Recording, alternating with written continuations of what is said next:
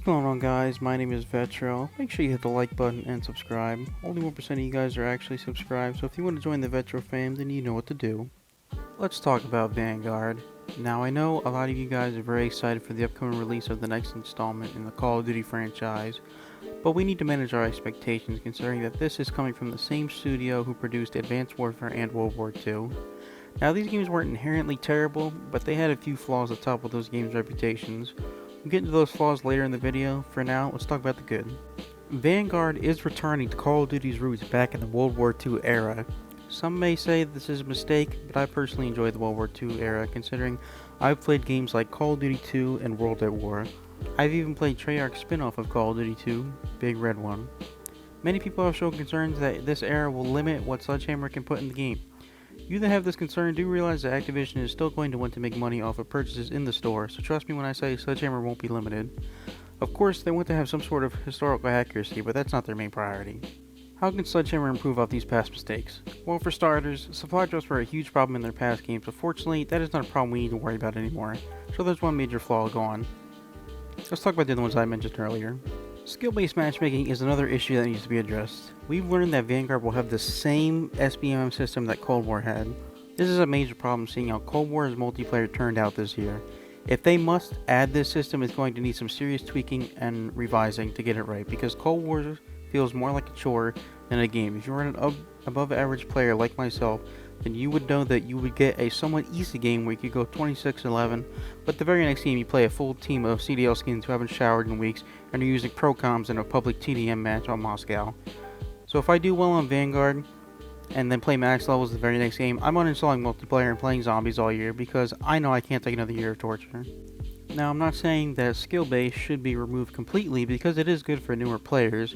One problem that needs to be fixed is disbanding lobbies. After every game since Modern Warfare 19, you would have the lobby disbanded and you would be playing against a completely new set of players. If you are getting dumpstered in your lobby, you can easily quit the game or leave the lobby after the game is over. This is an option that should be up to the individual player. Another problem is that this system favors skill over connection strength, so the better you are, the worse your ping will get, because it will start connecting you to lobbies halfway across the country to make sure your opponents are in the same skill bracket. Better players should not be penalized for being a better player. The system should connect you to people with similar connection strength around your skill bracket. It's that simple. The next topic I want to get into is the Warzone integration. With the announcement of Warzone being integrated with Vanguard, comes the good news that we are receiving a new map and a brand new anti-cheat system.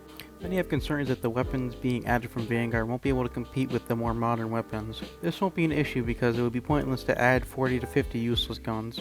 If the guns won't be able to compete, then it would be impossible to sell new weapon blueprint bundles in the store.